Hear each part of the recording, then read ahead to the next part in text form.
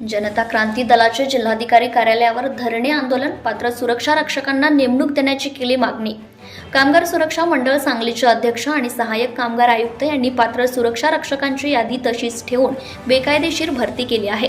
पात्र सुरक्षा रक्षकांना तात्काळ नेमणूक देण्यात यावी अशी मागणी जनता क्रांती दलाच्या वतीने करण्यात आली आहे. उमरस येथील मातंग समाजातील महिलांना हक्काची घरकुले दिली जात नाहीत, यासाठी यापूर्वीही ठिय्या आंदोलन सुरू होते. या दोन्ही मागण्यांसाठी जक्रांतच्या वतीने जिल्हाधिकारी कार्यालयावर बेमुदत धरणे आंदोलने सुरू करण्यात आले आहे.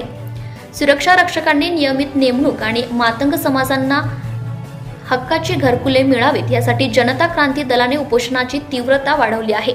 हे उपोषण बेमुदत सुरू राहणार असल्याचा इशारा यावेळी देण्यात आला आहे. सातारा व सांगली जिल्ह्यामध्ये सुरक्षा रक्षकांची नेमणूक करण्यात आली आहे. त्यामध्ये प्रचंड अनियमितता आहे. सहाय्यक सुरक्षा मंडळाचे अध्यक्ष व सहाय्यक कामगार आयुक्त यांनी या प्रकरणात मोठा भ्रष्टाचार केला आहे. कामगार मंत्रालयाकडून लिस्ट आली नाही असे सांगण्यात येते. संबंधितांवर योग्य ती कारवाई करण्यात यावी अशी मागणी जनता क्रांती दलाच्या वतीने करण्यात आली आहे.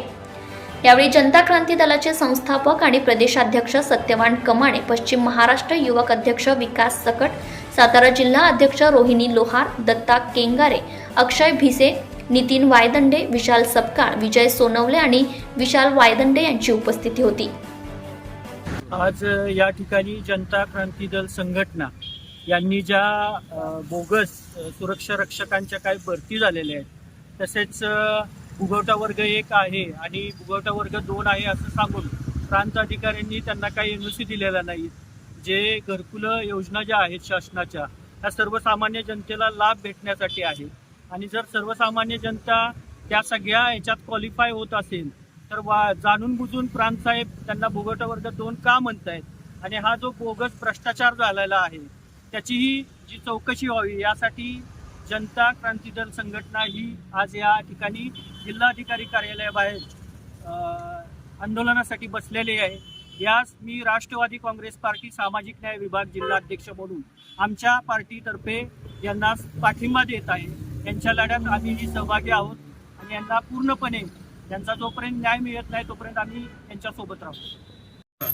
मी जनता क्रांती दलाचा युवक पश्चिम महाराष्ट्राचा अध्यक्ष आहे. मागे 2018 साली सातारा सांगली सुरक्षा रक्षक मंडळाच्या माध्यमातून भरतीचं नियोजन करण्यात आलं होतं आणि त्या भरती प्रक्रिया पूर्ण करण्यात आल्या होत्या. आणि त्याच्यानंतर काही उमेदवार त्याच्यामध्ये पात्र झालेले आहेत. त्यांनी सर्व प्रकारचे मैदान असतील, परीक्षा असतील आणि त्यांच्या आरोग्य तपासणी वगैरे सर्व प्रकारच्या विविध ज्या बाबी आहेत त्या पूर्ण केलेल्या आहेत. परंतु या सांगली आणि सातारा सुरक्षा रक्षक मंडळाने त्यांच्या नियुक्तीचे आदेश दिले नाही.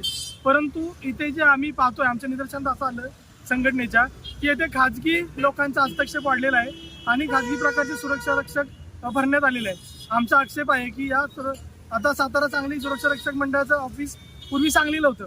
आम्ही तिथे जाऊन त्यांना कागदपत्री सगळं व्यवहार केले, त्यांना सांगितलं, परंतु त्यांनी आम्हाला असं उत्तर देण्यात आले की सातारामध्ये आता त्याचं स्वतंत्र ऑफिस झालेलं आहे. आता आम्ही कामगार आयुक्तांची सातारामध्ये भेट घेतली, परंतु त्यांनी उडाउडीची उत्तरं दिले. आता माझ्या हातामध्ये काही नाही आहे, मला तिथून सर्व माहिती घ्यावी लागेल, अशा प्रकारची उत्तरं त्यांनी दिली. परंतु आमच्याकडे जे उमेदवार पात्र झाले त्यांच्या सर्व प्रकारच्या ऑनलाईन माहिती, पोलीस व्हेरिफिकेशन असतील, आरोग्य तपासणी असतील, अशा प्रकारचे सगळे आम्ही ऑनलाईन पेपर केलेले आहेत. परंतु त्यांना अजून नियुक्ती देण्यात आलेली नाही.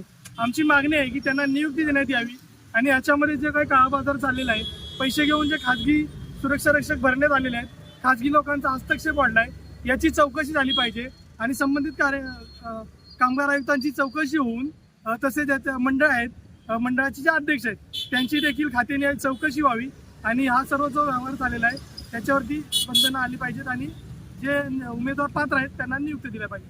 एवढीच आमची मागणी. जिल्हाधिकारी कार्यालयासमोर तुम्ही आज ठिय्या आंदोलनाला बसलाय, नक्की आपल्या मागण्या काय? विजय नथुराम सोनावले, गाव घोणची.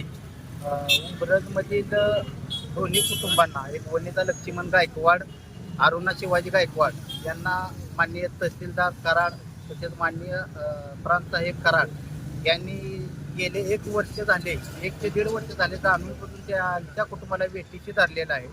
त्यांनी ते भूमिहीन शेतमजूर आहेत, त्यांना उंबरज ग्रामपंचायतकडून घरकुल मंजूर झालेला आहे. घरकुल 7 फूट लेवलला आलेला आहे त्यांनी जागा खरेदी केलेली ती जागा सदरची वर्ग 1 आहे. पण हे लोक पैशापोटी त्या कुटुंबाला पैशाची मागणी करत आहेत की आम्हाला पैसे द्या, मग तर तुम्हाला तिथं घर बांधून देऊ. ती जमीन सदरची 2 वर्गची आहे असे ते सांगतायत. कागद ही वर्ग 1चीच आहेत. त्यामुळं त्या कुटुंबाला न्याय देण्यासाठी जनता क्रांती दलाच्या संघटनेमार्फत संस्थापक अध्यक्ष मान्य सत्यवान कामाने साहेब यांनी त्यांना आज पाठिंबा दिला आहे. तरी त्यांना आपल्या माध्यमातून आणि ह्या जनता क्रांती दलाच्या माध्यमातून लवकरात लवकर साहेबांनी न्याय द्यावा ही आपणाकडून विनंती. Subscribe now and press the bell icon. Never miss an update.